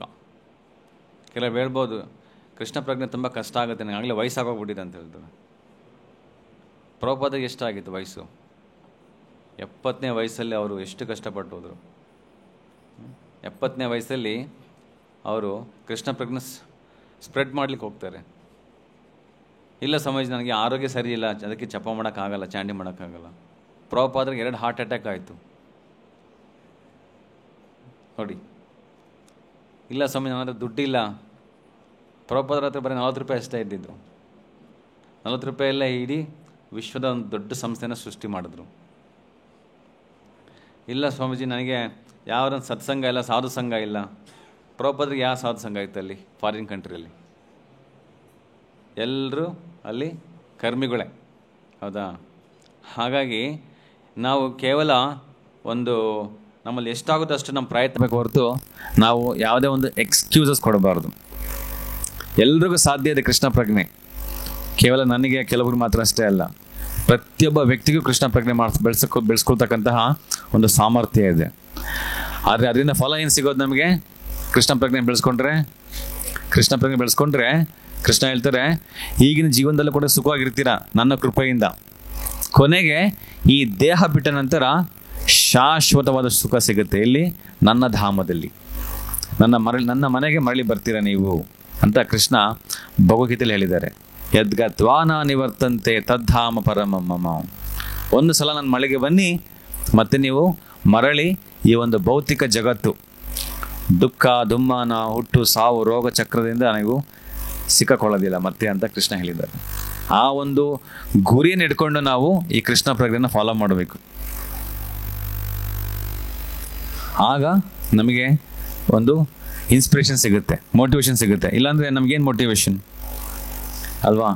ಕೃಷ್ಣ ಒಂದು ಪ್ರಾಮಿಸ್ ಮಾಡಿದ್ದಾರೆ, ಅದನ್ನ ಹೇಗಾದ್ರೂ ಮಾಡಿ ಪಡ್ಕೋಬೇಕು ಅನ್ನೋ ಒಂದು ಗುರಿ ಇಟ್ಕೊಂಡು ಮಾಡಿದ್ರೆ ಆಗ ನಮಗೆ ಒಂದು ಮಾಡಲಿಕ್ಕೆ ನಮಗೆ ಒಂದು ಶಕ್ತಿ ಸಿಗುತ್ತೆ ಮತ್ತು ಒಂದು ಅವಕಾಶ ಸಿಗುತ್ತೆ. ಆಯಿತಾ? ಸೊ ಇಲ್ಲಿಗೆ ಇವತ್ತಿನ ಕ್ಲಾಸ್ನ ಮುಗಿಸೋಣ. ಶ್ರೀಮದ್ ಭಾಗವತಂ ಕಿ, ಜಗದ್ಗುರು ಶ್ರೀಲ ಪ್ರಭುಪಾದ ಕಿ, ನಿತಾಯ್ ಗೌರ ಪ್ರೇಮಾನಂದೇ. ಹರಿ ಬೋಲ್.